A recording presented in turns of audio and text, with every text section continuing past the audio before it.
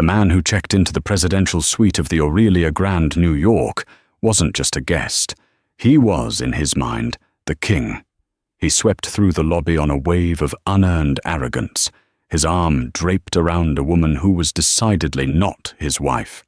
He demanded the best of everything: the 1998 Dom Perignon on ice, the reservations at Le Ciel, the undivided attention of the staff. He used his wife's name like a platinum key, unaware that every smile he received, every door that opened, was reporting directly back to the woman who didn't just have the key, she owned the entire building. Wesley Ford felt the cool, polished marble of the Aurelia Grand flagship under his Italian leather shoes and sighed in satisfaction. This, he felt, was his proper environment. The lobby was a symphony of quiet wealth, a 3-story atrium, a cascading crystal chandelier that looked like a frozen waterfall, and the subtle scent of white tea and peonies pumped through the vents. "Isn't it breathtaking, baby?" he murmured to the woman beside him. Bethany Reed, 26 and poured into a crimson dress, looked around with wide, appraising eyes. "It's nice, Wesley. But you said the one in Paris has a better view of the tower." Wesley chuckled, a low, patronizing sound. "Patience, my dear. We'll get to Paris. But for our anniversary—" He paused, letting the lie settle. "I wanted the best suite in New York. The Aurelia Grand Presidential. Nothing but the best for you." "Our 6-month anniversary," she corrected, tapping her long acrylic nails on her phone. "And I hope it's better than that place in Miami." The thread count felt cheap. Wesley's smile tightened. Bethany was expensive, but she was also, in his opinion, a necessary expense.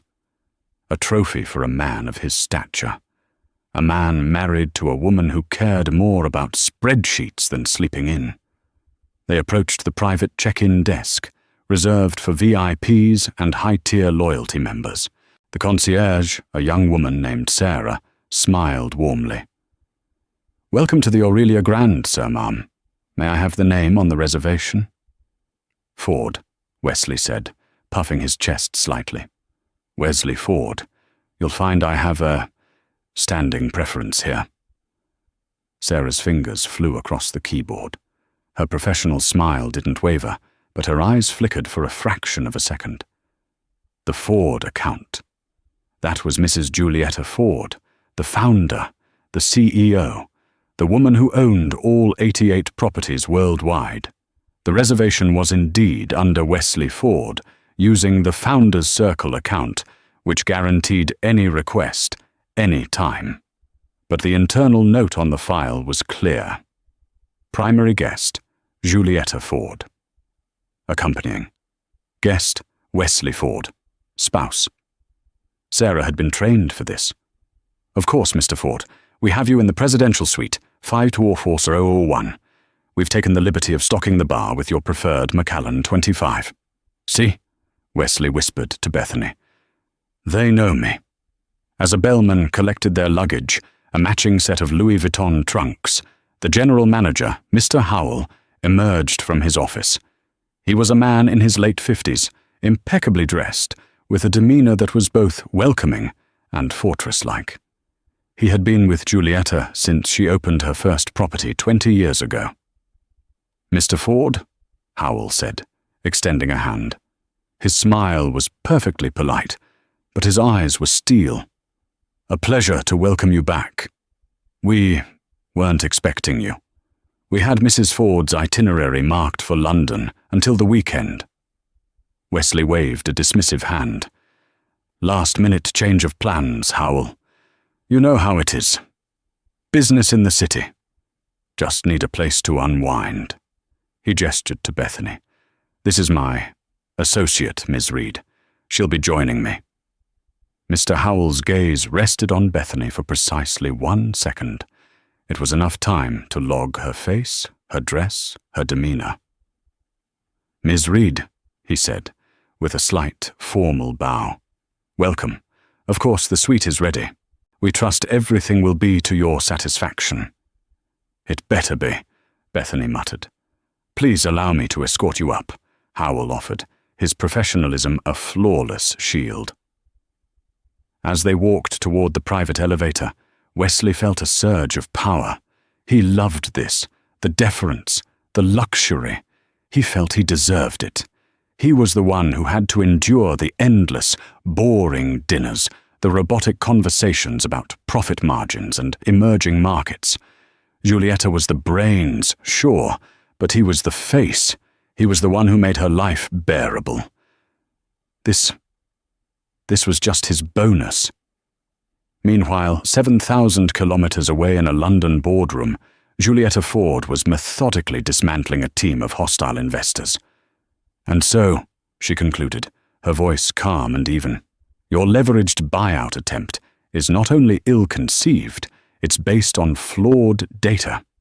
The Hong Kong market isn't shrinking. Your share is. Aurelia Grand, however, has seen a 14% growth quarter over quarter. The board rejects your offer. Unanimously." She closed her binder. The room was silent.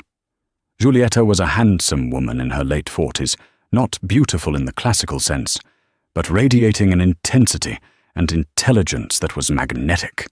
She wore a simple, severe navy blue suit, her dark hair pulled back in a tight chignon. She looked more like a surgeon than a hotel magnate. Her assistant, Nina, a sharp-eyed woman in her 30s, handed her a tablet. "Flight is confirmed for 8 p.m. tomorrow, Giulietta. Wheels up to JFK." "Good," Giulietta said, standing. The investors scrambled to their feet. "Thank you for your time, gentlemen. I suggest you re-evaluate your positions." She walked out, Nina in her wake.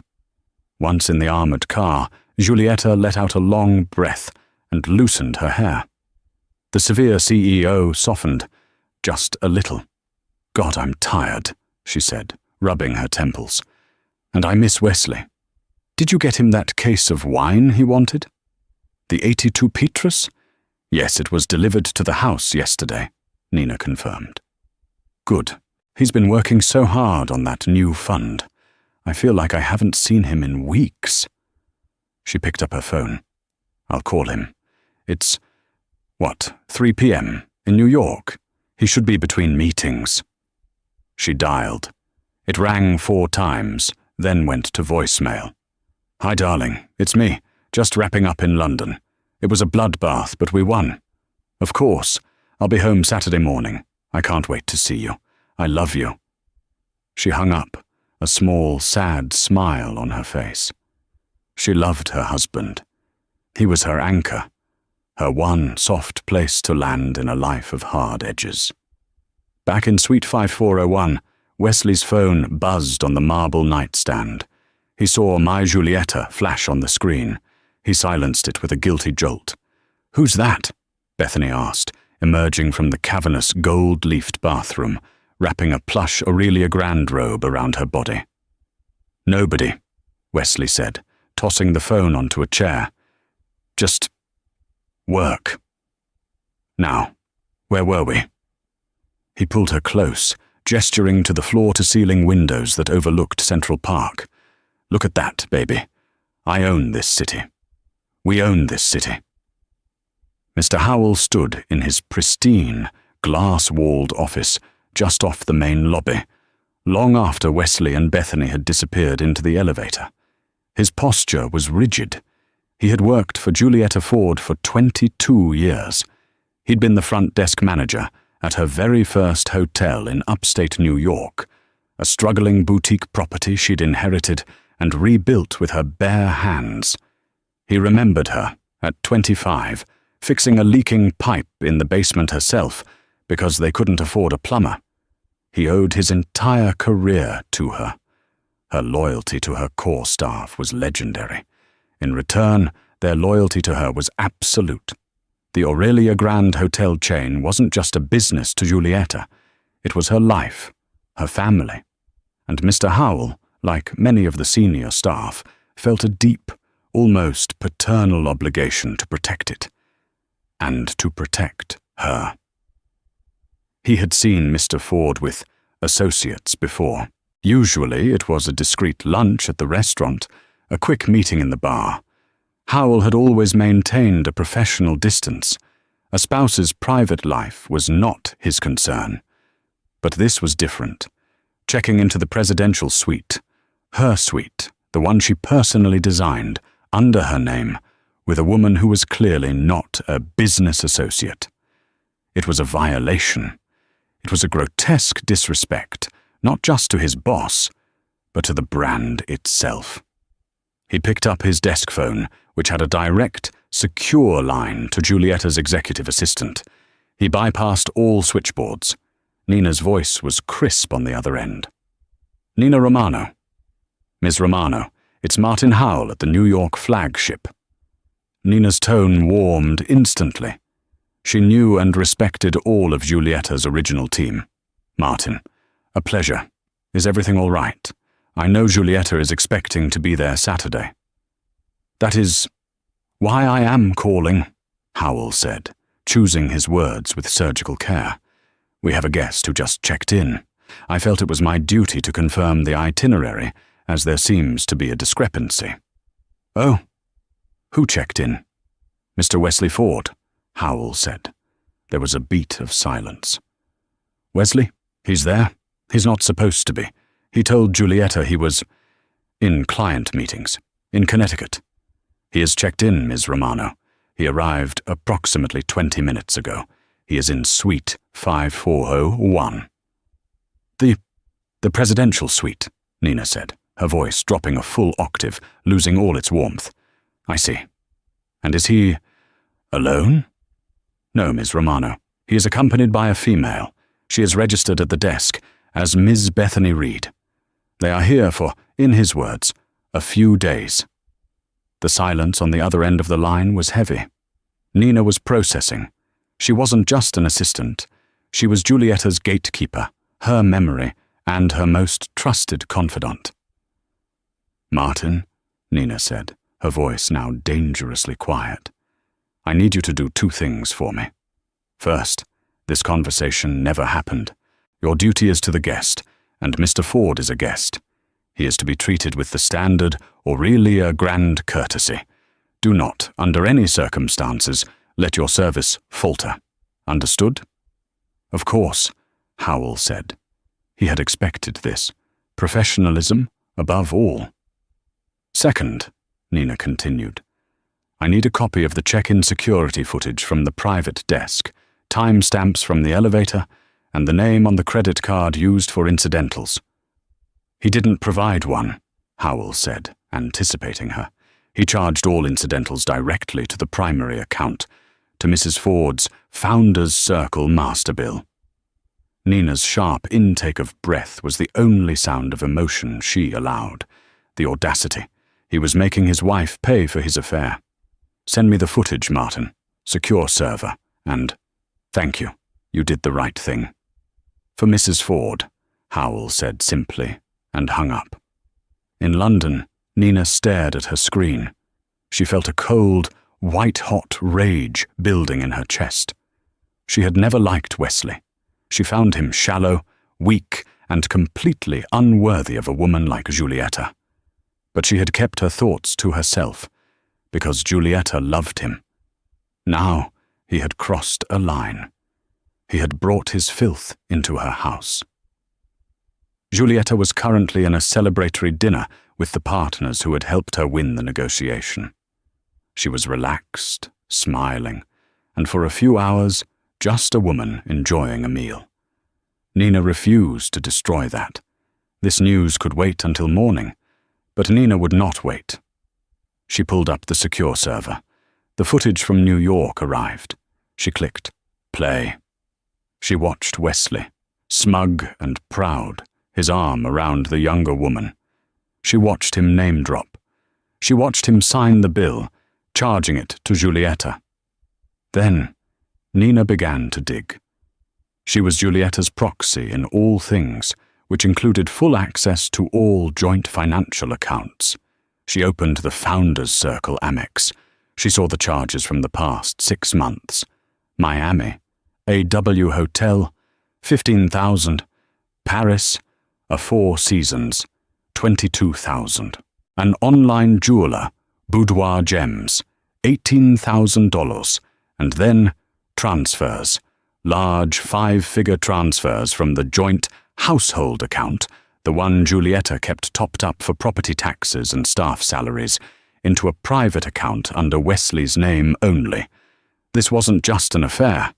This was theft. Nina stared at the numbers, her blood running cold. She looked at the clock. 11 p.m. in London. Giulietta would be back at her hotel soon. This couldn't wait until morning, after all. Back in New York, Wesley and Bethany were living in grotesque luxury. They had polished off the champagne. Bethany was taking selfies in the grand, free-standing marble tub, filled with bubbles. "Wesley," she called out, "this is amazing, but when are you going to do it?" Wesley was standing on the terrace, overlooking the park, feeling like a master of the universe. "Do what, my love?" "Leave her," Bethany said, her voice suddenly sharp. "You keep saying soon, soon. You keep taking me on these trips, but we're still hiding. I'm tired of hiding. I want this," she gestured around the suite, "to be mine. Ours. When are you going to leave, Giulietta?" Wesley's good mood evaporated. This was the part he hated. The feelings part. "Bethany, we've talked about this. It's complicated. The finances, the assets. It takes time to untangle things." "How much time?" she pouted, stepping out of the tub and wrapping the robe around herself. "It's been 6 months. I thought you said she was just a business partner, a cold fish. You said you didn't even love her." "I don't," he said, too quickly. "I don't. I love you. She's complicated. But I'm handling it. This trip, this is a sign that I'm serious, isn't it? I'm taking you to her hotel. I'm not afraid." "Then prove it," Bethany challenged, moving close to him. "Call her. Call her right now and tell her it's over." Wesley's blood ran cold. "What? Now? It's the middle of the night in London. I can't." "Why not?" She pushed. "If you're done, you're done. Or are you just a coward?" "I am not a coward," he seethed. He was stung. He grabbed his phone from the chair, his false courage fueled by champagne. He saw the missed call from my Giulietta. "Fine," he said, his jaw set. "Fine. You want me to prove it? I'll prove it." He didn't call. He was too cowardly for that. Instead, he opened a text message. His fingers hovered, shaking slightly. He typed, "Giulietta, we need to talk when you get back. I'm not happy. I think I want a divorce." He stared at it. It was weak, but it was a start. It would break the ice. Bethany watched him, a cruel, satisfied smile on her face. "Send it." He hit send. A moment later, his phone buzzed. A reply. He opened it, confused. It wasn't from Giulietta. It was an automated message from his carrier. Message failed. The recipient's phone is currently turned off. She must be on the plane already," he lied, slipping the phone back into his pocket. "It didn't go through. I'll tell her. I'll tell her when she lands." "You better," Bethany said, her voice a low threat. "Because I'm done being a secret.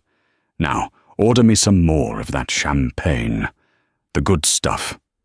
Wesley nodded, feeling a sudden, sharp headache.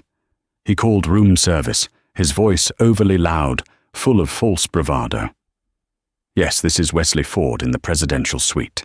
Send up another bottle of the 98 Dom, and a dozen oysters. Charge it to the room." He felt like a king. He had no idea he was just a jester in his wife's court. Giulietta returned to her suite at the Aurelia Grand London, a mirror image of the New York property, but overlooking Hyde Park, feeling the deep, bone-weary exhaustion that only comes after a high-stakes victory. She unpinned her hair, letting it fall, and messaged her neck.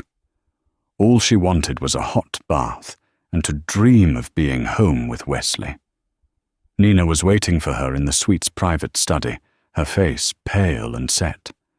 "Nina? What is it? You look like you've seen a ghost. Did something happen with the deal?" "The deal is fine, Giulietta," Nina said, her voice uncharacteristically gentle. "Please sit down." Giulietta's stomach fluttered with anxiety. Nina was never gentle. "What's wrong? Is it my mother?" "Your mother is fine. This is about Wesley." Giulietta sat, her posture immediately straightening. "What about him? Is he all right? Was there an accident?" "No," Nina said. She placed her tablet on the desk between them. "He's fine. He's in New York." "New York? That's impossible. He's in Connecticut. He has that client retreat." Giulietta trailed off as Nina's words sank in. "He's in New York." "He's at the flagship, Giulietta," Nina said softly. At the hotel? Why?" A smile touched her face. Is he surprising me? Is he flying to London?" "No." Nina took a deep breath and turned the tablet around. She pressed play. Giulietta watched the silent, high-definition security footage. She saw her husband, Wesley, his face beaming, his arm possessively around a young, beautiful woman. She watched him lean in and kiss the woman's temple. She watched him sign the check-in slip with a flourish. The room went utterly silent. The only sound was the distant traffic on Park Lane. Giulietta did not cry. She did not gasp. Her face, which had been soft with exhaustion, slowly hardened, the muscles in her jaw tightening until she looked like she was carved from marble. She watched the 30-second loop 3 times. "Who is she?" Giulietta asked, her voice flat, devoid of all emotion. "Her name is Bethany Reed, 26, aspiring lifestyle influencer, according to her social media, which," Nina added, swiping to a new screen, "is filled with pictures from Miami, Paris, Aspen, all locations where Wesley has supposedly been on business this past year." Giulietta stared at the screen, at the pictures of this girl posing in hotels. Not her hotels, she noted with a bitter flicker of irony.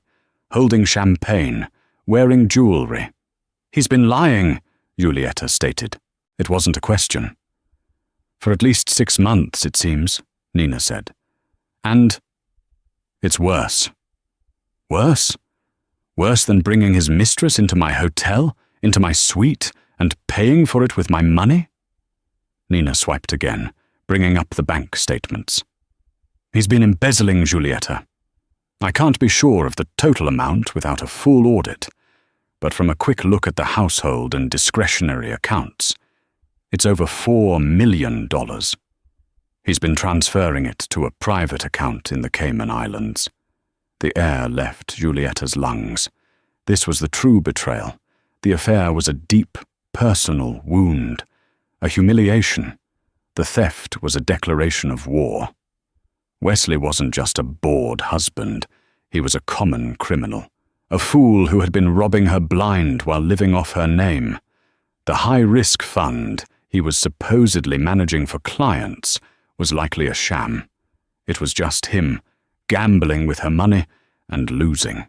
The transfers were to cover his losses. The sadness that had been a dull ache in her chest vanished, replaced by a glacial, purifying rage. The same focus she'd used to destroy the investors hours earlier now lasered in on her husband. "He's not just an adulterer," Giulietta said, her voice a whisper. "He's a thief." "What do you want to do?" Nina asked. "I can call Martin Howell. I can have him and his guest thrown out of the hotel within the minute. I can have his corporate cards frozen." Giulietta held up a hand. No, not yet. A scene. A scene is messy. It makes the brand look weak. It makes me look like a hysterical wife. I am not a hysterical wife." She stood up and walked to the window, looking out over the park lights. She was thinking, not as a wife, as a CEO. "He's arrogant," Julieta said, thinking aloud. "He's stupid. He's gotten so comfortable living in my shadow that he thinks he's invisible. He thinks I'm just the money. He doesn't remember who I am. He doesn't remember who built the company he's stealing from." She turned back to Nina, her eyes bright and cold. "He didn't just come to the hotel for a tryst, Nina. He came because he's a fool. He came to brag, to show that woman his power. My power." "Julieta, what are you going to do?" "I am going to let him continue to be a fool," Julieta said. "For now, he is a guest, a very, very important guest. He is to be given exactly what he asks for." Nina looked confused. I don't understand. He's in my world now. He's in my building. He thinks he's the king, but he's just a rat in a cage he doesn't see. He's to be treated perfectly. But I want to know everything. I want a private security detail, plain-clothed, assigned to his floor. I want a log of every room service call, every bottle of champagne, every meal. I want to know when he leaves, where he goes. "A full surveillance," Nina clarified. "A guest service profile," Julieta corrected, using the corporate term. "He is a high-priority guest, and we are going to anticipate his every need." "And what about you? Your flight home?" Julieta's smile was thin and terrifying. "Change it. I'm not going home. I'm going to New York. Tonight. Book me a suite at the Carlyle. I don't want to be in my own property. Not yet." "And the legal team?" "Get Ms. Albright on the phone. Have her meet me at the Carlyle tomorrow at 9 a.m. with a forensic accounting team. I want to know where every single dollar went. And I want her to draft the divorce papers. Irreconcilable differences and gross financial misconduct." "And the criminal charges?" Nina asked quietly. Julieta paused. "Draft those too. I'll decide whether to file them later. Right now, I need to see the cage I'm building." She picked up her phone and saw the missed call from Wesley. And then she saw the text message he'd attempted to send. Message failed. Her phone had been off during the dinner.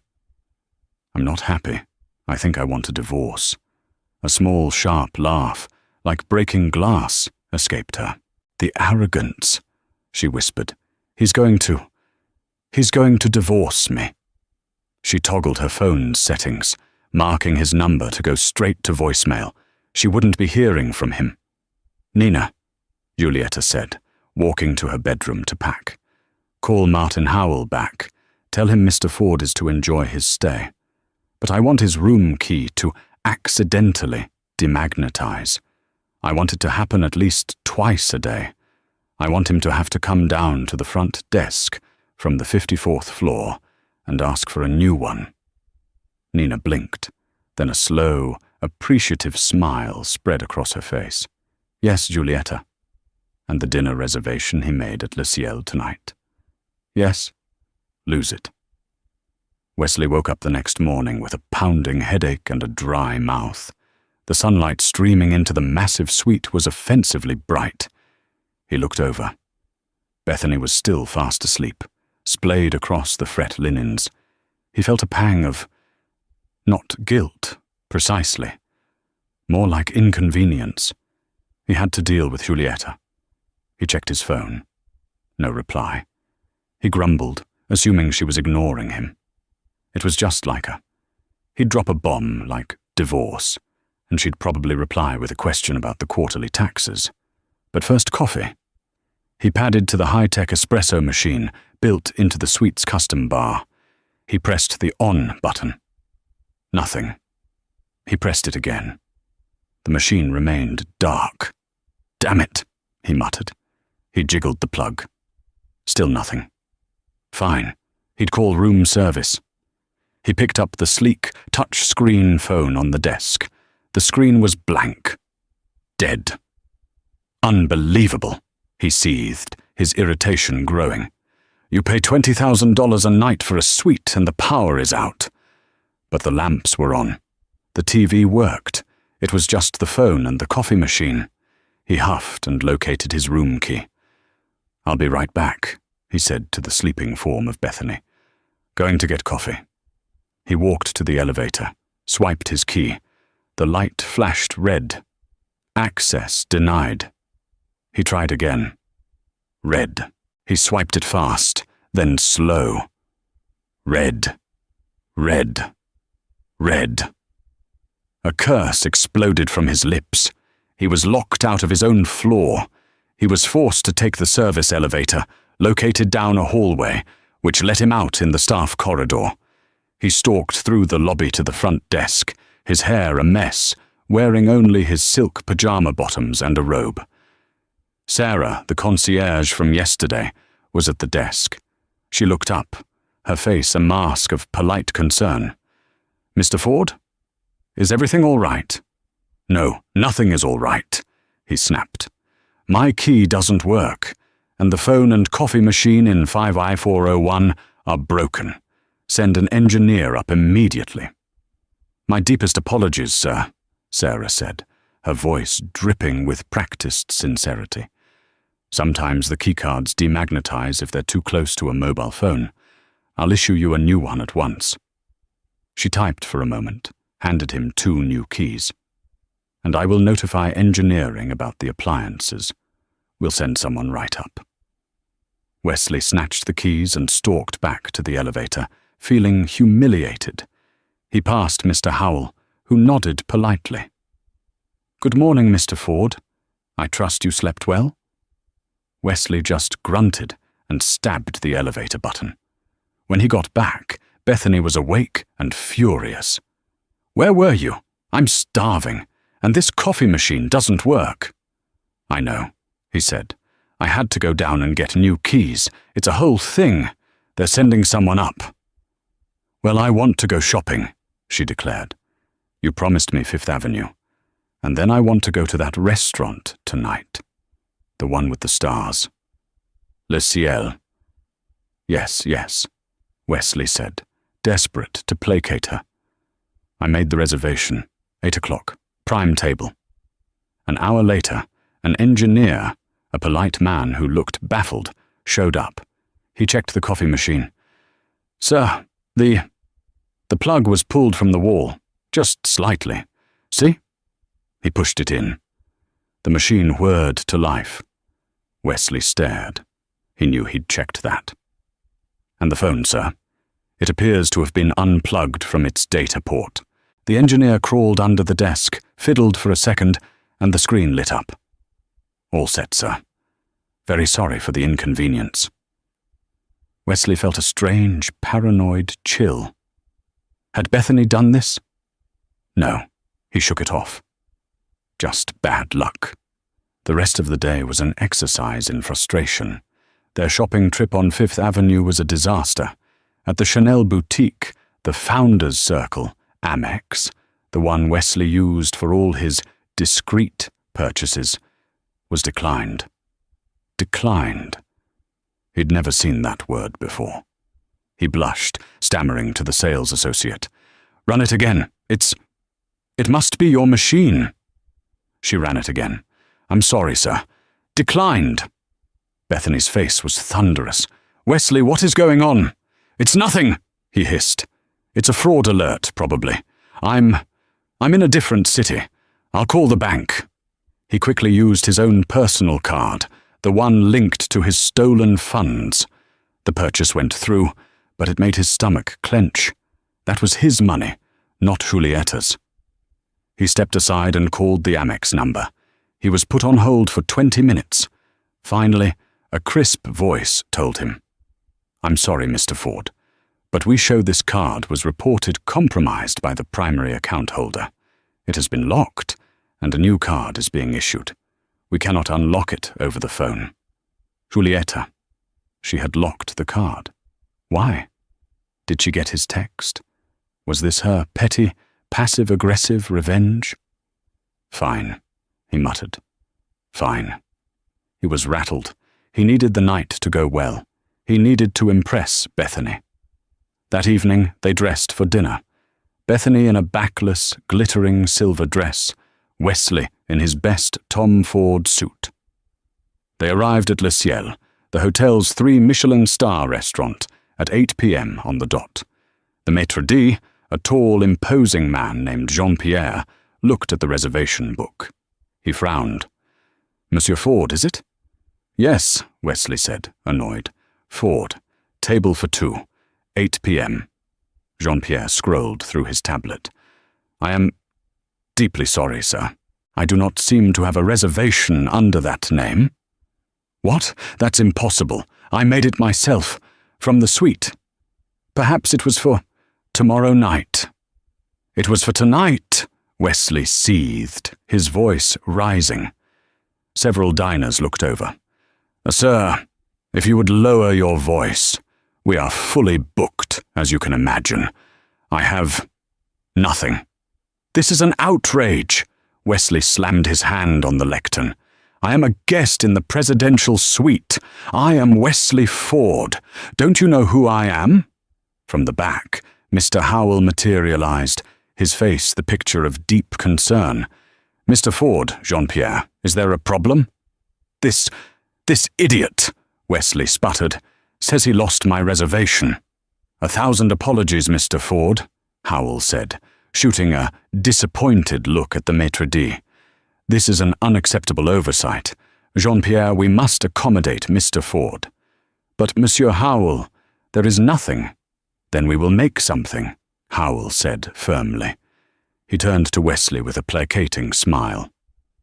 "Sir, it is not the window table you doubtless requested, but we have one table. We can set it for you immediately. Please, accept a glass of champagne on the house for this terrible error." Wesley, slightly mollified, nodded curtly. "Fine." They were led past the main dining room, with its sweeping views and plush velvet booths, past the secondary, quieter room, and into a small alcove. It was, technically, still the restaurant, but it was also directly adjacent to the main swinging door of the kitchen. They were seated at a small, wobbly table. The music of the restaurant was drowned out by the clatter of pans, the muffled shouts of chefs, and the swoosh-thwack of the kitchen door opening and closing every 30 seconds. Bethany looked horrified. "Wesley, it's temporary," he hissed. "They'll move us." But they were not moved.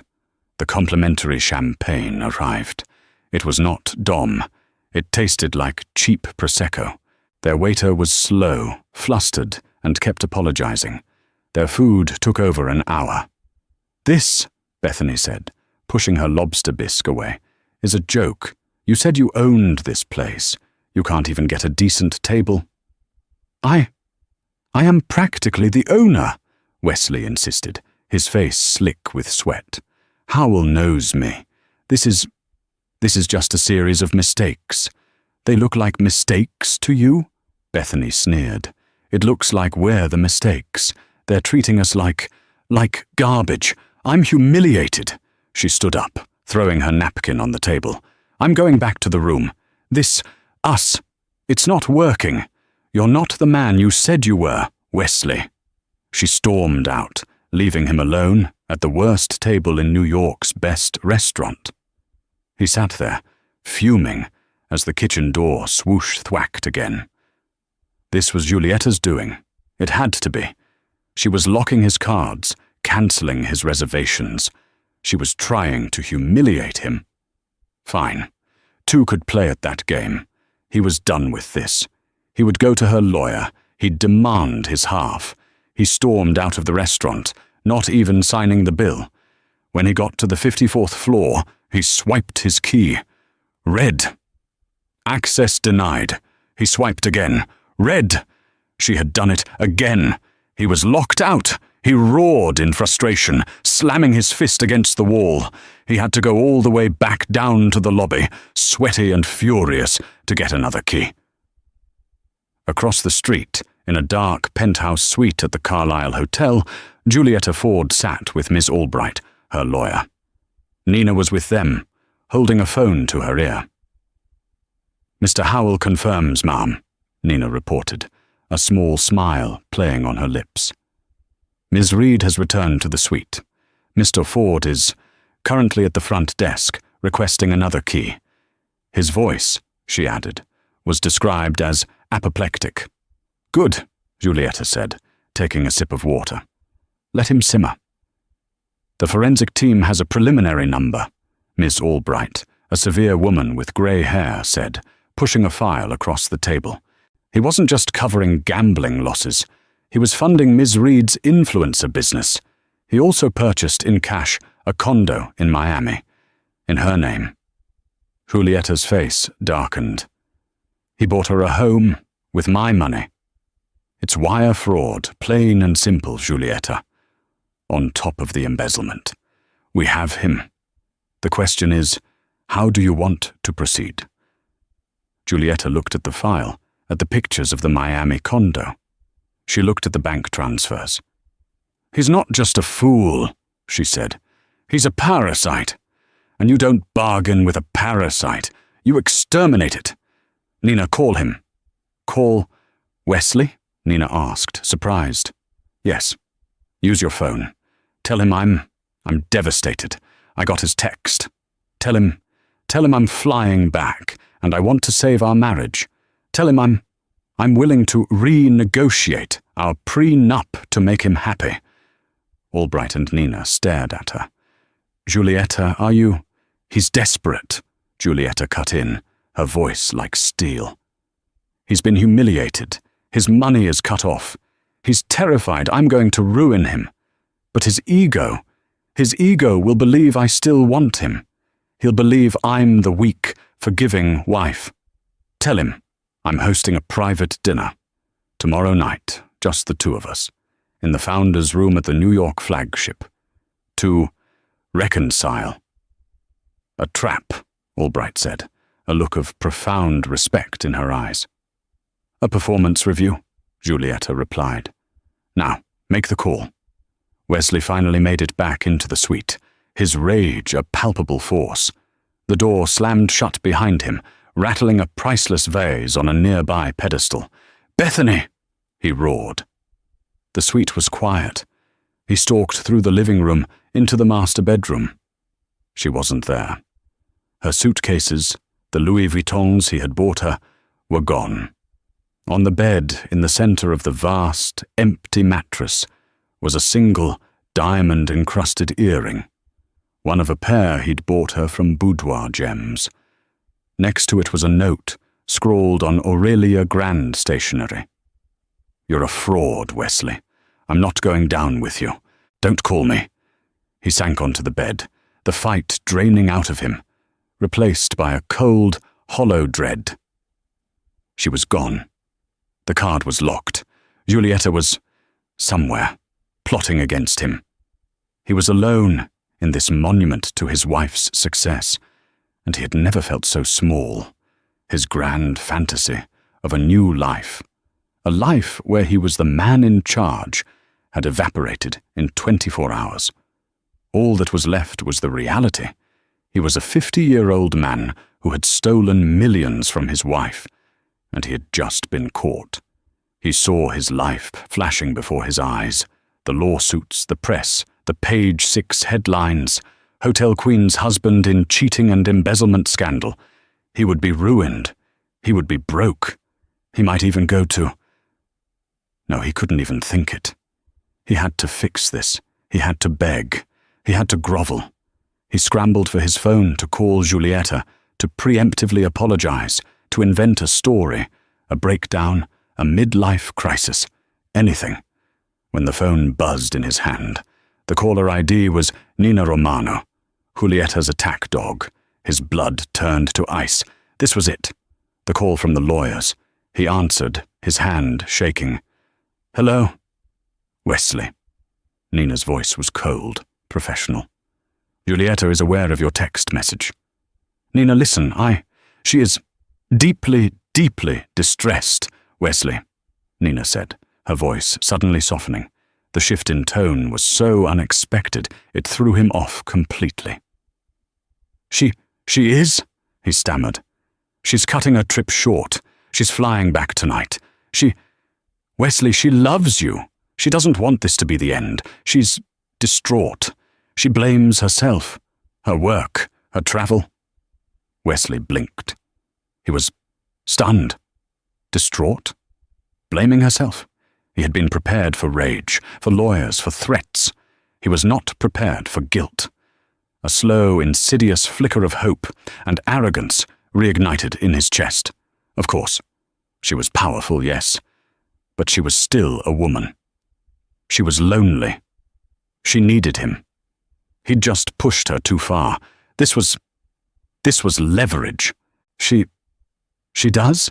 He said, his voice instantly changing from terrified to concerned husband. Nina, I've been so unhappy. I've been so lonely. I did something stupid, but it was a cry for help. She knows, Nina said, her voice dripping with false sympathy that over the phone Wesley mistook for the real thing. She knows she's been distant. She wants to make it right. She's willing to discuss everything, even the prenuptial agreement. Wesley sat bolt upright. The prenup, the ironclad, you leave with nothing but the clothes on your back document he'd been forced to sign. She is? She wants to reinvest in the marriage, she said. She wants to make you a full partner in everything. This was it. This was the payday. His gamble. It had worked. She was scared of losing him. That idiot Bethany had left just when things were about to get good. Where is she? I'll meet her at the house, he said eagerly. No, she's embarrassed. She wants this to be private, away from the staff at home. She's landing late tomorrow. She wants to meet you for a private dinner.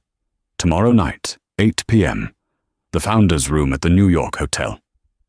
The Founder's Room? He said, impressed. That was the ultra-private dining room on the top floor, reserved for Julieta and the board. Just the two of you, Nina said. To talk. To save your marriage, Wesley. She's asking you to be there. She's saying she's sorry. Yes, Wesley said, his voice full. Yes, of course. Tell her I'm sorry too. Tell her I love her. I'll be there. 8 p.m. She'll see you then, Wesley, Nina said, and hung up. Wesley leaped from the bed. He was laughing. He had done it. He had won. She was caving. The hotel key fiascos, the dinner reservation, the credit card. That was just her initial, petty lashing out. But when it came to the crunch, she couldn't lose him. He had her. He suddenly felt starved. He picked up the now-working phone and dialed room service. This is Wesley Ford in 5401. I want a 32-ounce porterhouse steak, medium rare, a bottle of the Aero 5 Petrus, and a slice of your best chocolate cake. Charge it to the room. He had a long, luxurious bath. He slept the sleep of the righteous, or at least the victorious. He spent the next day in the suite, ordering in, enjoying the view, magnanimously forgiving the staff for their errors the day before. He was, once again, the king. He preened, practiced his concerned but firm speech. He'd admit to being lonely. He'd admit to a mistake. He wouldn't mention Bethany by name.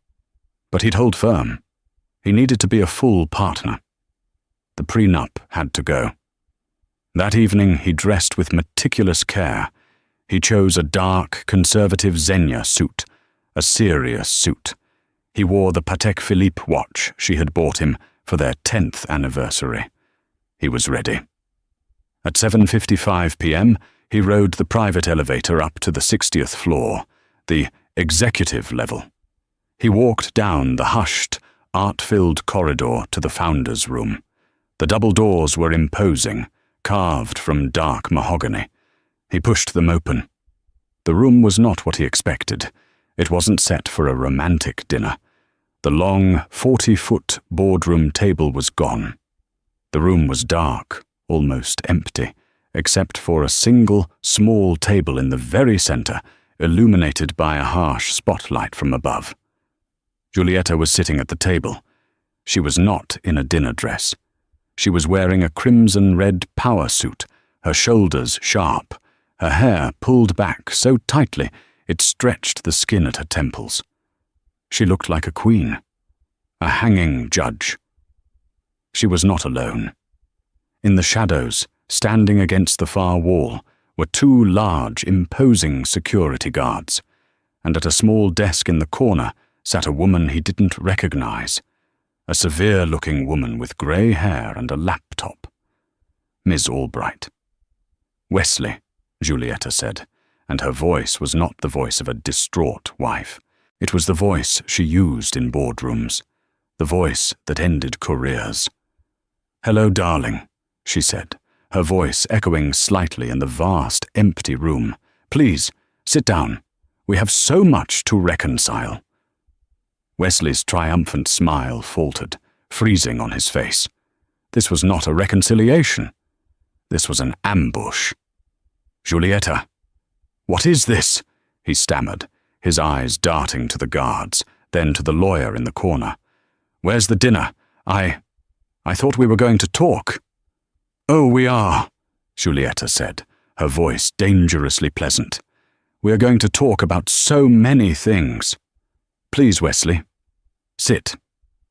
She gestured to the single, uncomfortable-looking chair opposite her.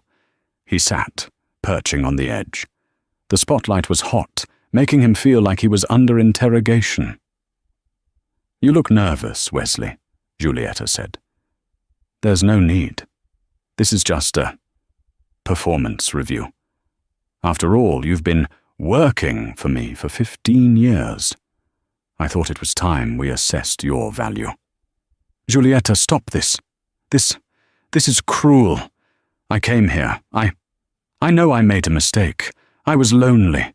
You're never here. I was a fool." "A fool," she agreed, nodding slowly. "That is the first true thing you've said. But your mistake wasn't the affair, Wesley. Your mistake was thinking I was stupid." She slid a thin file across the table. "Open it." His hands trembled. He opened the folder. It was a photograph, a high-resolution, crystal-clear still from the hotel security camera. Him, Bethany, his arm around her, his smug expression. "Bethany Reed," Giulietta said, as if reciting a resume. "Age 26, a failed actress turned influencer. You met her at the bar at the Standard, 6 months and 2 weeks ago. You've spent, let's see." She glanced at the lawyer, who read from her screen. $472,000, Ms. Albright said, on gifts, travel and sponsorships for her brand. Wesley's blood ran cold. You spied on me," he whispered. "You flaunted her," Giulietta corrected, her voice rising for the first time. "In my lobby, in my suite, you used my name, my account. That's not spying, Wesley. That's inventory." She pushed a second, much thicker file toward him. This is the real problem." He opened it. It was bank statements, wire transfers, account numbers, the Cayman Islands account, the Miami condo deed, in Bethany Reed's name. $4.2 million. Giulietta enunciated every syllable. "You didn't just make a mistake, Wesley. You stole from me, from this company, from the people who work for me.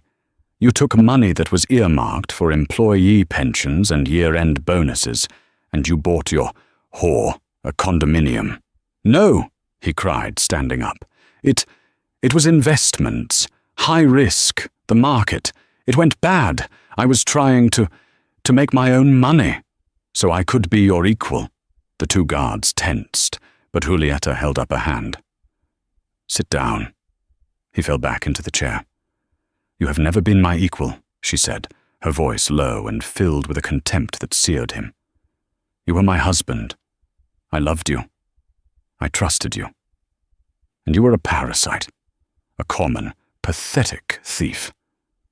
"Giulietta, please," he begged, the tears now real. I can pay it back. We can work this out. Don't do this. I'll go. I'll sign anything. Just don't tell anyone. The press. It would ruin us. It would ruin the brand." He tried to find her last weak spot. The brand. Giulietta actually laughed, a cold, sharp, mirthless sound. "The brand? You're worried about the brand? You brought your mistress to the flagship. You were declined at Chanel. You made a scene at Le Ciel. You are a liability, Wesley. The brand will be stronger when I cut you out of it." She stood up, walking around the table to stand over him. "You came here tonight thinking I was going to offer you more," she said, disgusted. "You thought I was the weak, forgiving wife. You thought you'd won." She snapped her fingers. Mr. Howell stepped out of the shadows from a side door. He was holding a small, silver tray. "You've been complaining about your stay, Mr. Ford," Giulietta said. "The service, the reservations, the keycards. I believe you made a scene.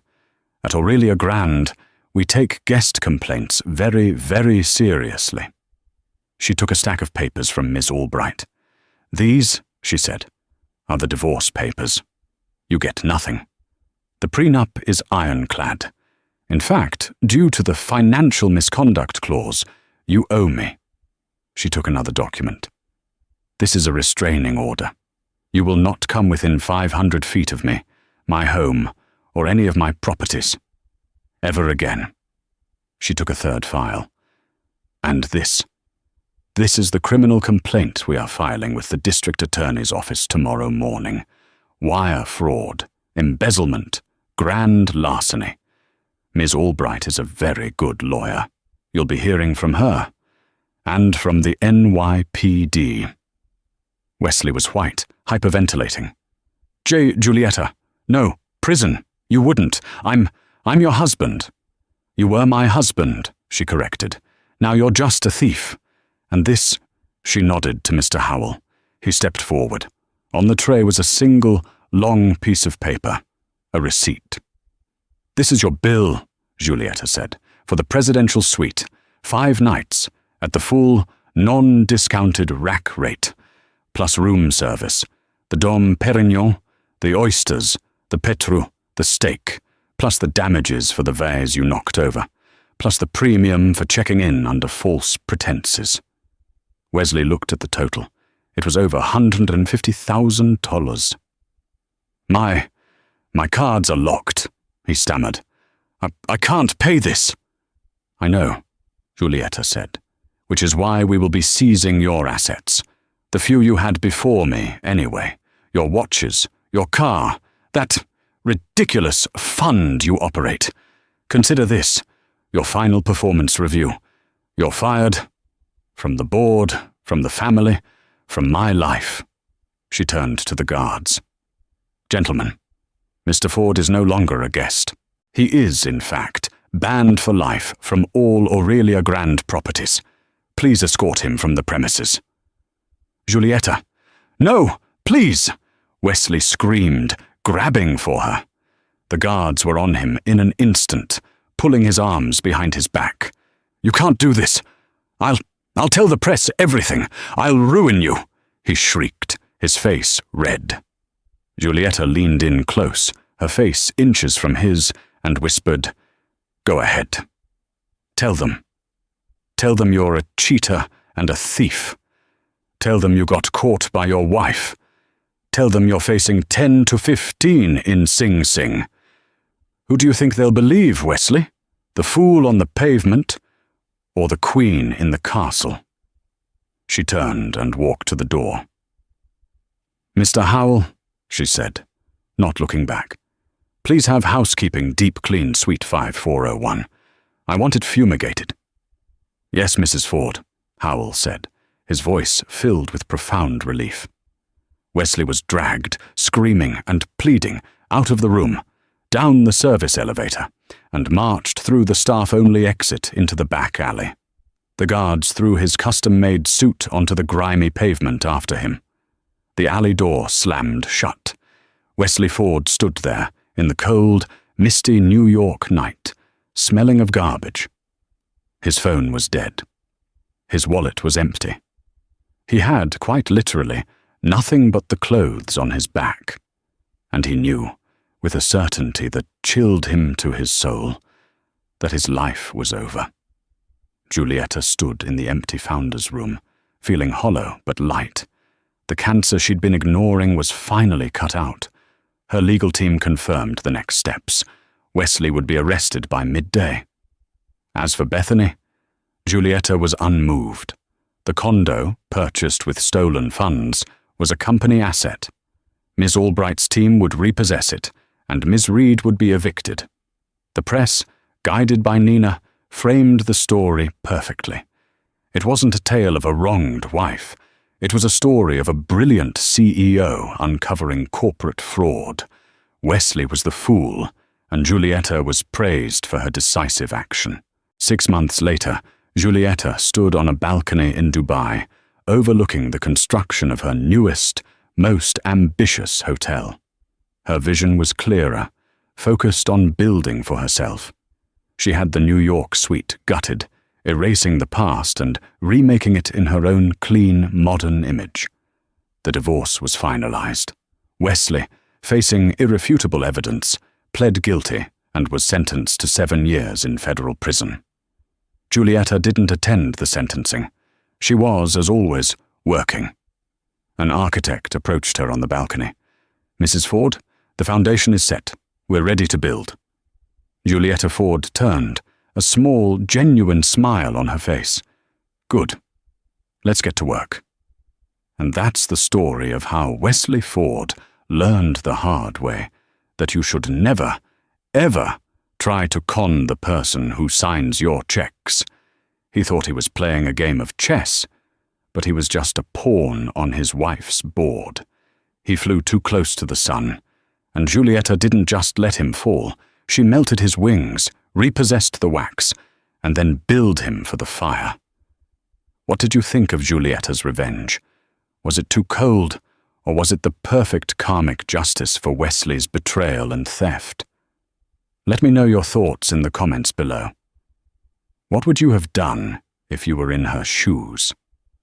If you loved this story of drama and consequences, please don't forget to hit that like button. Share it with a friend who loves a good revenge story, and most importantly, subscribe to the channel so you never miss a new video. Thank you for listening, and we'll see you in the next story.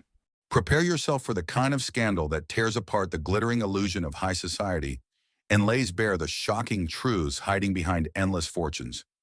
It all explodes beneath a haunting full moon in the heart of Serafina City, where billionaire powerhouse Augustus Blackthorne, immaculate in custom-tailored suits, a philanthropist praised by the world, welcomes the city's elite to a decadent rooftop gala.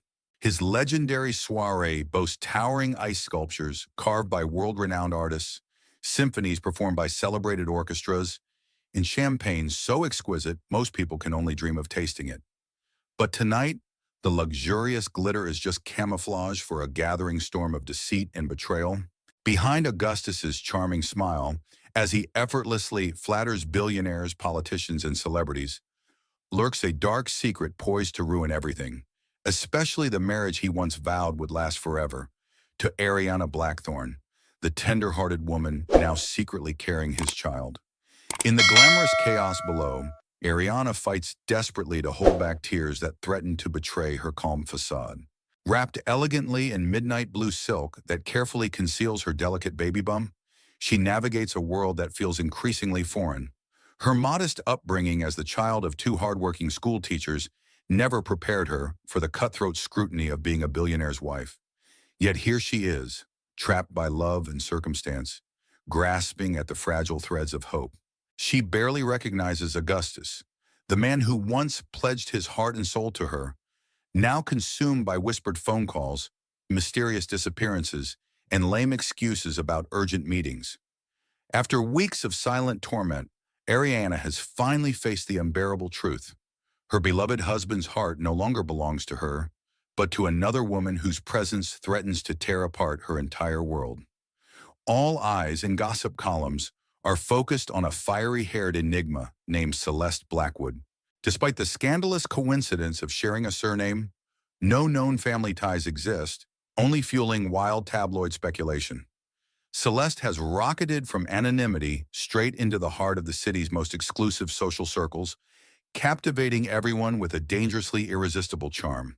Her magnetic allure dazzles like diamonds beneath flashing paparazzi bulbs. But Ariana senses something deeply sinister behind Celeste's perfect mask. Something predatory, something dangerous. The air is thick with whispered intrigue, and those privileged enough to witness this drama unfold can already smell tragedy waiting in the shadows. Where in the world are you reading from tonight? Comment 1 right now if this thrilling drama has you hooked, or comment 2 if you prefer the suspense to build more slowly. To understand how Augustus and Ariana reached this precipice, we must rewind several years. Augustus was born into a family whose prestige dated back to the earliest days of Serafina City's industrial boom. His parents, Lord Reginald Blackthorne and Lady Elise Blackthorne, were co-founders of a global shipping empire that made them billionaires before Augustus even learned to walk. While privileged, he was no idle scion. Even at 14, he devoured business journals in his father's study, scribbling notes on cutting-edge technologies and nascent markets.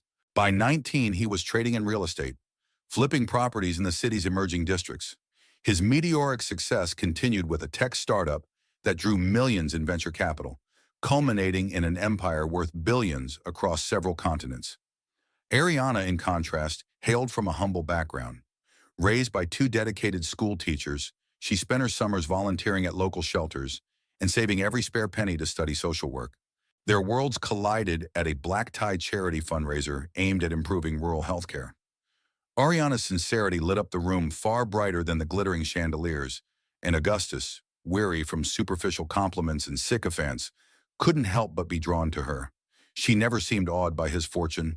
Instead, she offered warm, unwavering compassion, the sort that reached a hidden part of him few ever saw. Their courtship was swift, yet genuine. Walks along the marbled city promenade at night, philanthropic missions that saw them deliver medical supplies to remote areas, and stolen kisses away from the shutter click of paparazzi. Within a year, they were married in a private ceremony so exclusive it made tabloid headlines. The press lauded Ariana for bringing down-to-earth grace to the Blackthorne dynasty. Indeed, the first couple of years felt like a brilliant dream. Dinners with close friends, philanthropic galas where Augustus and Ariana appeared as a united front, and idle Sunday mornings spent reading to each other from classic novels. Then came Ariana's pregnancy. She discovered it by chance, thanks to a series of dizzy spells. She envisioned it as a turning point, bringing them closer, but found instead that Augustus was drifting. If you're still with us, drop a 3 in the comments to let us know you're following this emotional roller coaster. While Ariana quietly debated how to tell Augustus about the baby, he grew more evasive by the day. His explanations for sudden late-night meetings became increasingly vague. One evening, Ariana discovered a receipt from an exclusive 5-star restaurant tucked in the pocket of one of his tailored suits. It was clearly for a couple's dinner, candlelit no doubt, and the timing conflicted with a board meeting he'd claimed to attend. Her heart slammed against her ribcage at the realization that he might be romancing another woman behind her back. In her longing for guidance, Ariana confided in her best friend from childhood, Dahlia Young, a brilliant pediatric nurse who had also grown up in the same modest neighborhood. Over tea in a hidden corner of an upscale cafe, Ariana voiced the fears eating away at her. Dahlia urged her to speak openly with Augustus, to demand honesty. Yet Ariana felt paralyzed by her own emotions. She worried that if her suspicions were confirmed, it might shatter everything they had built. Little did she know, her husband's seduction was orchestrated by Celeste, an enigmatic figure in Serafina City's social world. Prior to her entanglement with Augustus, Celeste's life story circulated only in rumors. Some claimed she had performed in small theater troupes. Others whispered about fleeting modeling gigs. Every source, though, agreed on 2 points. She was breathtaking to behold and fiercely ambitious. She had carved her place among the elite without any obvious family wealth to back her, relying on cunning charm and an uncanny ability to befriend precisely the right people at precisely the right time. Augustus crossed paths with Celeste at a high-profile charity auction for an organization combating child malnutrition. Surrounded by rare art pieces that sold for millions, Celeste had shown a keen interest in Augustus's philanthropic efforts. She wore a sleek silver gown that highlighted her flaming copper hair, giving her a presence that was both regal and predatory. Augustus, already fatigued by corporate tensions and swirling self-doubt, found solace in Celeste's enthralling flattery. It began with subtle text messages about potential fundraising partnerships, but quickly morphed into something far more intimate. Where do you think this story is headed? Show some love by commenting your thoughts. Ariana sensed each lie before Augustus could articulate it. When his phone buzzed late at night, she'd watch his expression shift from mild guilt to forced casualness. He'd step into a private room, returning minutes later with outlandish justifications. As days bled into weeks, Ariana wrestled with an emotional seesaw, wanting to confront him, yet dreading the answer. Her fatigue from pregnancy only exacerbated her anxiety. Despite his betrayal, Augustus never lost sight of Ariana's unwavering goodness. There were moments when her voice, filled with quiet concern, cut through the fog of Celeste's enticements. But the double life he led festered with each stolen kiss and secret rendezvous. Conflicted as he was, Augustus couldn't seem to extricate himself from the dangerous allure of a woman whose thirst for social power matched his empire-building drive. Then came the final blow, or so Ariana thought at the time. Augustus's grand 30th birthday approached, an event that was the talk of the city's most exclusive circles. Every year he hosted a lavish celebration, complete with show-stopping entertainment, high-profile VIP guests, and a philanthropic tie-in that captured media attention. This year, Ariana offered to help plan, as always. But something about Augustus's behavior had changed. He insisted on taking full control, going so far as to hire a flamboyant coordinator, Samson Leclerc, who seemed eager to push Ariana aside. She was no longer the partner in planning, but a sidelined observer. Suspecting a hidden scheme, Ariana tried to gather details. Whenever she attempted to finalize invitations or choose the decor, Samson would flash her an almost pitying smile and mention that Mr. Blackthorne has it covered. She wondered if Augustus was planning to announce something else, perhaps even divorcing her at the party. Late into the night, as she rested her hand over her small bump, Ariana tried to push away these catastrophic thoughts. But the sense of impending doom refused to fade. Every relationship has crossroads. Comment 4 if you believe Ariana should confront him right now, or 5 if you think she should wait for the birthday reveal. The extravagant celebration took place on a massive luxury yacht named Opulence's Jewel, gliding through the glittering waters bordering Serafina City's skyline. Gilded archways, crystal chandeliers, and fresh roses imported from distant islands greeted guests in an unforgettable display of wealth. Influential business tycoons, foreign dignitaries, and leading fashion designers arrived in sleek cars that dropped them off at a red-carpeted gangplank. It was a scene so dazzling that even the city's jaded socialites inhaled with awe. Amid the crowd, Ariana stood in a shimmering gold gown that accentuated her luminous complexion. She had carefully chosen the design to obscure the gentle curve of her belly, longing for a perfect moment to finally share her pregnancy news. At least that had been the plan. Now, though, she felt more like a stranger than a hostess at her own husband's bash. She saw Augustus only in glimpses. At one moment, he was laughing boisterously with an oil baron from the Middle East. In another, he delivered a charismatic welcome speech for reporters. Still, Ariana noticed how his gaze kept darting to a corner of the yacht. Sure enough, standing by the bar, swirling a glass of champagne, was Celeste in a dress so bold and red, it might as well have been a beacon. Ariana's heartbeat thundered whenever she caught Celeste smiling, that triumphant, knowing smile. As the yacht set sail on calm waters, the music swelled to a crescendo. Augustus took the microphone once more, thanking everyone for celebrating his milestone birthday. Yet Ariana's heart sank as she heard him craft a speech brimming with visions of future innovations, philanthropic expansions, and global collaborations. Not once did he mention his soon-to-be child.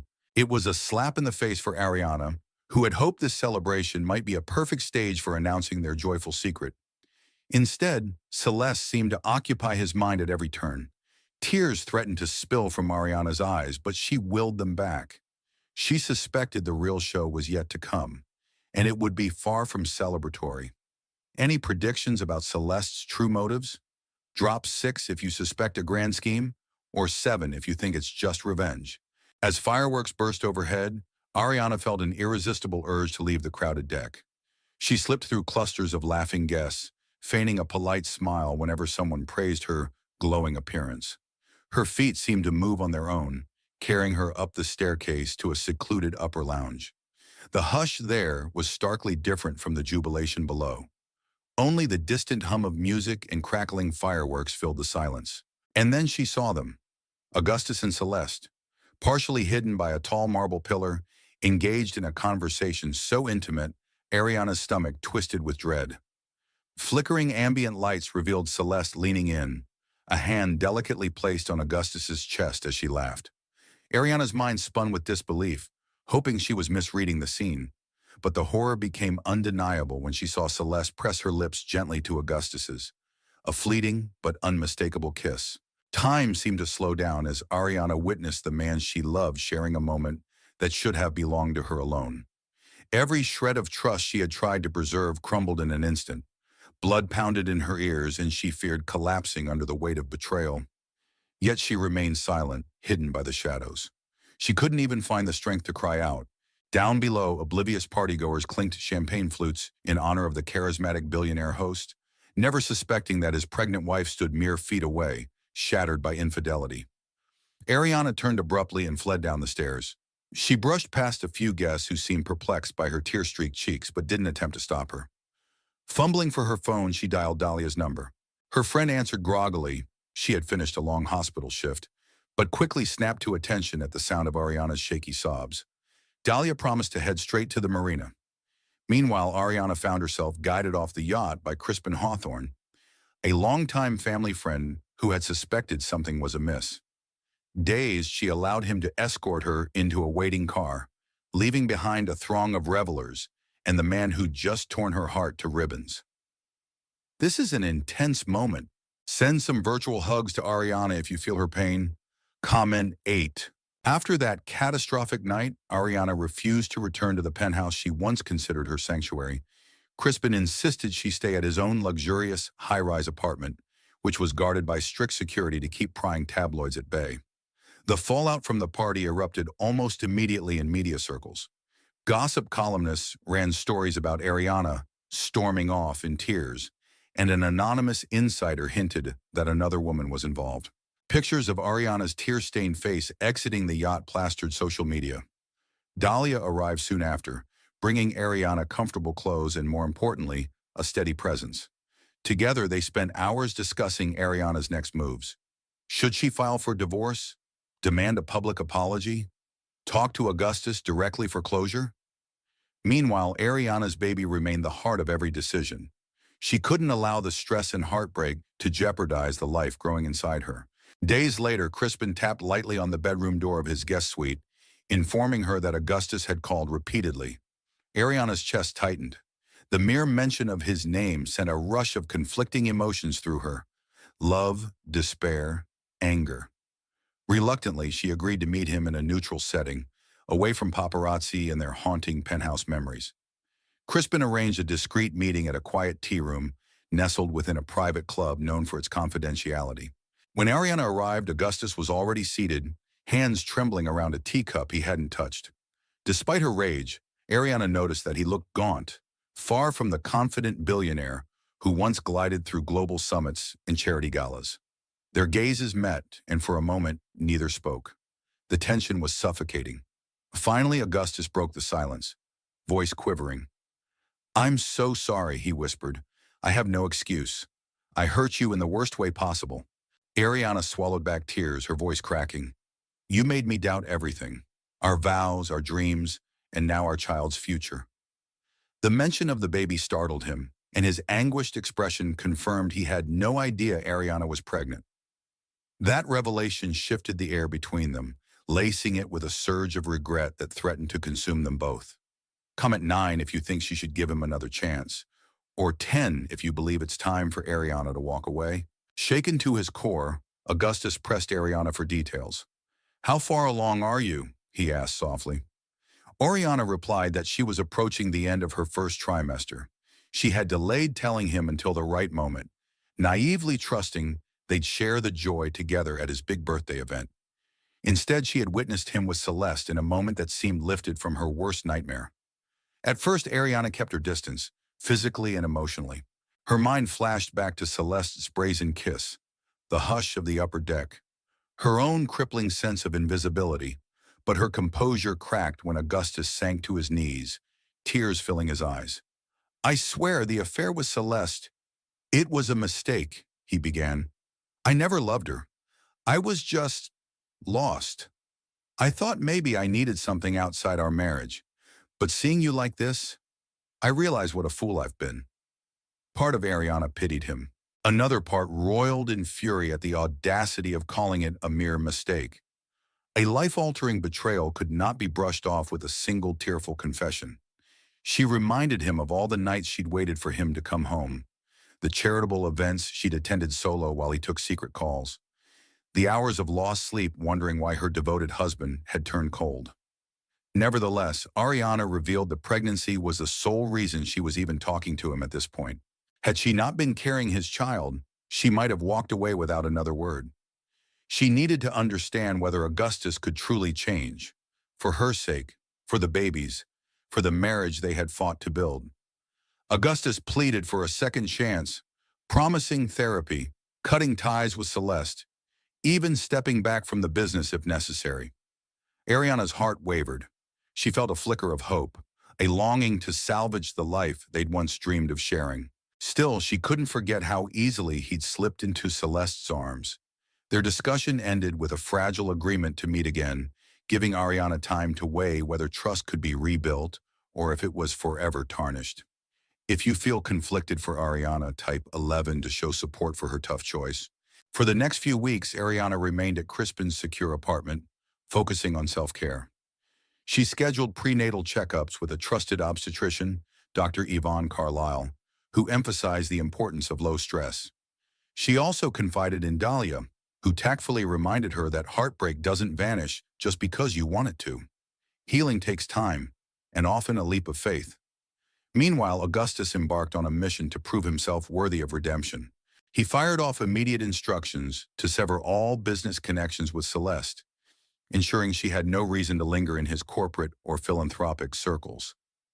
Then he scheduled an appointment with a top-tier marriage counselor, hoping Ariana would attend sessions once she felt ready. But as Ariana tried to dodge paparazzi that camped outside Crispin's building, a new blow struck. Celeste announced an exclusive interview with a major media network. Rumor had it she intended to spill every sordid detail of her involvement with Augustus. The story teased juicy revelations about hush money, stolen kisses in five-star hotels, and alleged gifts that signaled a deeper relationship. Tabloids salivated at the chance to bring down one of the city's wealthiest men. In the eye of this brewing storm, Ariana found herself reeling. While she'd mentally braced for public humiliation, she hadn't expected Celeste to aim for a scorched earth approach. The interview threatened to overshadow any possible reconciliation, dragging Ariana's name into the mud simply for being the betrayed wife. Crispin offered to use legal avenues to halt the broadcast, but Ariana recognized the futility of trying to muzzle gossip. Celeste had the public's ear, and they craved sensational drama. Augustus begged Ariana to stand by him, to let him publicly deny Celeste's claims. "We can show a united front," he insisted. But Ariana wasn't certain she wanted to be united in anything, especially not if Celeste's revelations confirmed deeper betrayals than Augustus had admitted. Leave a comment with 12 if you think Celeste's interview is going to be a bombshell, or 13 if you suspect it might be half-truths and manipulation. When the night of Celeste's interview arrived, Ariana sat in Crispin's living room, flanked by Dahlia and Crispin himself. A sense of impending doom weighed on them as the program began. Celeste appeared in a slinky dress, her signature red hair cascading in waves, and she greeted the talk show host with a soft, practiced smile. Thousands of viewers tuned in, hungry for scandal. The host wasted no time, diving straight into questions about Celeste's alleged affair with Augustus. Celeste painted a picture of a romance woven in secret, one that she claimed started not long after Augustus and Ariana were married. She described private dinners, passionate confessions, even suggesting Augustus had once contemplated leaving Ariana to start anew. Ariana's throat clenched with every word, remembering how she'd tried to plan charitable projects with him during that very time. If Celeste was telling the truth, Ariana's sense of betrayal only cut deeper. Midway through the interview, Celeste dropped the biggest bombshell. She pulled out a gleaming key from her purse, claiming it belonged to a ritzy penthouse that Augustus had supposedly purchased for their future. The crowd gasped, the host's eyes widened, and Celeste played the part of the wounded lover who had been abandoned after making grand plans with a billionaire. The insinuation was that Augustus had quietly led her on, promising a life beyond Ariana. Rage and heartbreak flooded Ariana's body. Dahlia grasped her hand, and Crispin stared at the screen, muttering expletives under his breath. The final nail in the coffin seemed hammered. Celeste implied that Augustus lied to everyone, Ariana most of all, stringing Celeste along for months. The credits rolled with the audience in frenzied applause, thrilled by the salacious gossip. In the sudden quiet that followed, Ariana's phone lit up. Augustus was calling. She hesitated before answering, her voice taut with pain. He sounded desperate on the other end, swearing he'd never given Celeste such a key. He insisted it was stolen or fabricated. Despite her exhaustion, Ariana agreed to meet him again, if only to hear his explanation. Because no matter how shattered she felt, she still needed to know the entire truth, for herself and for the child she was carrying. What would you do in Ariana's shoes? Comment 14 if you'd trust Augustus, or 15 if you'd believe Celeste's story. Augustus arrived the next morning at Crispin's high-rise, ushered in through a service entrance to avoid paparazzi. Ariana was seated on a plush sofa in Crispin's study, clutching a velvet cushion as though it were a shield.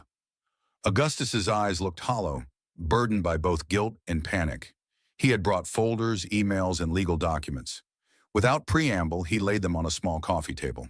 Here, he began, flipping open the first folder, are the ownership records for that penthouse.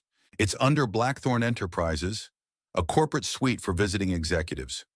I never purchased anything in Celeste's name. I never promised her a new life. She had no key from me. Ariana examined the documents. Everything indicated that the property was purely corporate, used sporadically by traveling staff.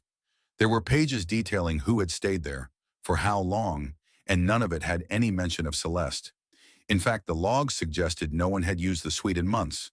Ariana's eyes flicked up at Augustus, searching for any sign of deception, but all she saw was raw desperation.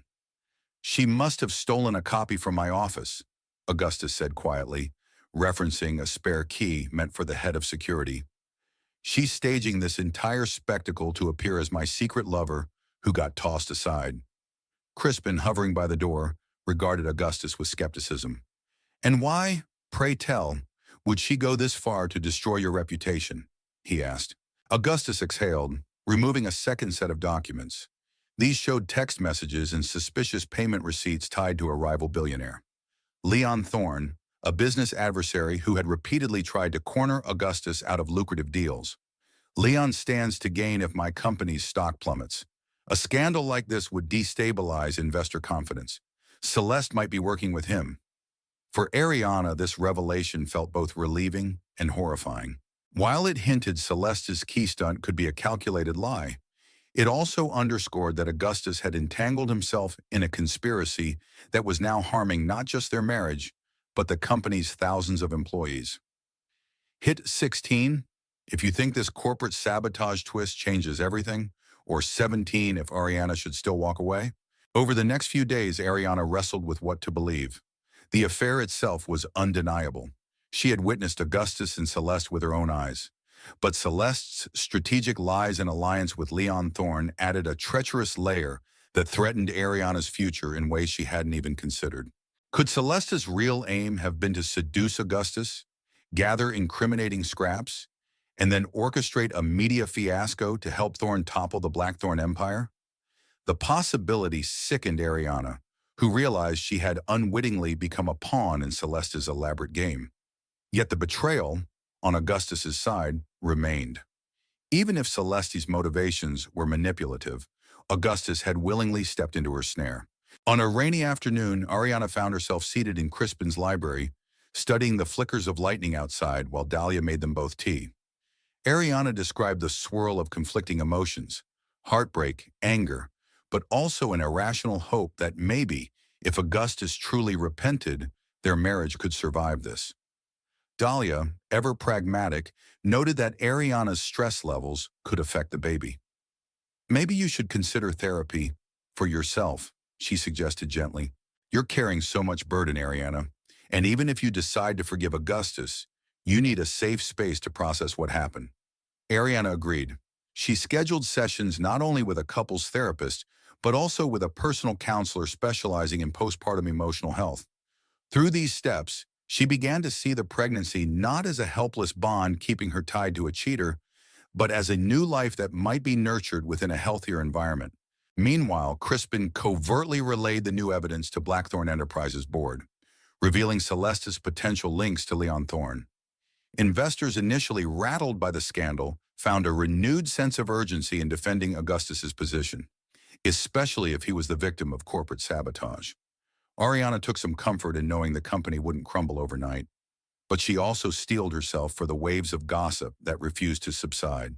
Caught between her love for Augustus and the fury of betrayal, Ariana inched forward, uncertain but unwilling to let Celeste's malicious designs dictate her destiny. Need a breather? Let us know if you're still tuned in. Comment 18 for solidarity with Ariana's struggle. The subsequent legal battle unfolded like a high-stakes chess match. Crispin provided photographic evidence of Celeste meeting Thorne, as well as emails suggesting hush-money attempts to keep her silent. Money she rejected because she realized a bigger scandal would yield an even greater payout from Thorne. Blackthorn Enterprises' legal team compiled these findings, preparing to file an injunction against Celeste for defamation and conspiracy. Meanwhile, Ariana agreed to attend a crucial shareholders' meeting with Augustus. This was no simple show of unity. It was a chance for her to gauge whether Augustus was truly committed to transparency. Before the packed conference room, Augustus delivered a statement acknowledging personal mistakes but firmly denying the penthouse fiasco and claims of hush money. He explained that investigators had discovered Celeste's possible collusion with Thorne. The evidence, though not yet airtight, painted a compelling picture of Celeste as a saboteur. Ariana could see that many in the boardroom were relieved. They had always seen Augustus as a visionary, a beacon of philanthropic leadership. His indiscretion disappointed them, but if it was part of a larger scheme orchestrated by a rival, some sympathy emerged. Ariana's presence lent weight to his words. Even though she wasn't wearing her wedding ring, her silent support suggested she was willing to stand by him. For now. After the meeting, Augustus quietly asked Ariana if she'd consider returning home. There was no trace of his former swagger, just a humble plea. She hesitated. Memories of the yacht flooded back, the taste of betrayal still fresh. Yet she also recalled his tears, his panicked confessions, and how he'd exposed Celeste's manipulations. Her heart remained torn, but she felt a small opening for trust to regrow, like a crack of sunlight piercing a stormy sky. Cautiously, Ariana said she would think about it. She was determined to move at her own pace. Returning home didn't mean everything was magically fixed. It only meant she was willing to see if Augustus's remorse was genuine. Their journey of healing had just begun, and neither knew if it would end in triumph or more heartbreak. Comment 19 if you believe in second chances, or 20 if you think Ariana should protect herself at all costs. The next morning, Ariana found herself standing in the marble foyer of the penthouse she once called home. She'd visited with Dahlia to collect some belongings, uncertain if she could handle the memories. As she looked around, every corner seemed haunted by echoes of the life she'd imagined. A life where Augustus's kisses belonged only to her, where she'd surprise him with ultrasound pictures and watch tears of joy fill his eyes. Instead, the fireplace where they once snuggled felt cold, a mocking reminder of what was lost. Augustus had insisted he wouldn't show up uninvited, allowing Ariana the space she needed. She and Dahlia wandered from room to room, placing items in boxes. a favorite blanket, her journals, small mementos from trips she and Augustus had taken in happier times. All the while, Ariana felt her emotions riding a precarious edge. Just as they were about to leave, the door opened. Augustus stepped in quietly, carrying a bouquet of lilies, Ariana's favorite flowers. His face was etched with apprehension. Dahlia offered him a terse nod before leaving them alone in the grand living room. "I know I said I'd wait," he began, voice trembling, "but I got word from our lawyers that Celeste might flee the country. There's a hearing scheduled in 2 days. And I just wanted to see you." Ariana's heart pounded. Something in his demeanor, raw, unguarded, softened her resolve. He handed her the flowers, then sank into a chair, running a hand through his hair. "I miss you," he confessed, barely above a whisper. "I miss us." Tears welled in her eyes, but she remained composed, reminding herself that empty words once brought them to this turmoil. "It's hard to envision us after what happened," she murmured, gently placing a hand over her stomach. "And I need more than apologies. I need proof of genuine change." Augustus nodded, biting his lip to steady his emotions. "Whatever it takes.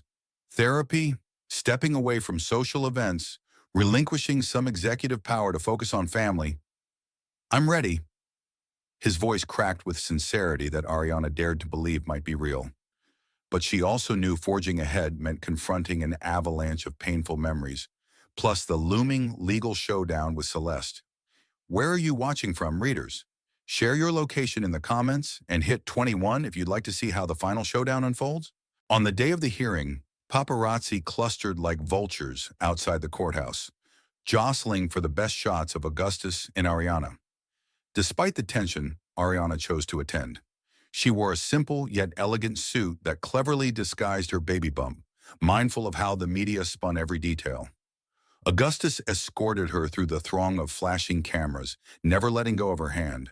For once, Ariana felt a hint of unity, as if they were fighting a common enemy rather than each other's failings. Inside, Celeste arrived with her lawyer, looking rattled but attempting to maintain composure. Evidence was presented.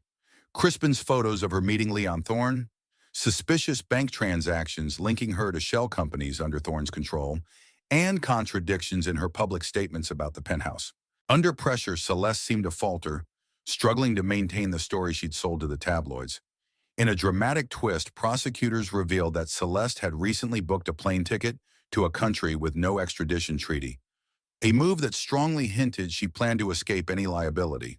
The judge, unimpressed by her defenses, ordered further investigation into potential fraud and malicious intent to harm Blackthorn Enterprises. Though the trial's outcome would take time, Celeste's iron grip on media attention loosened.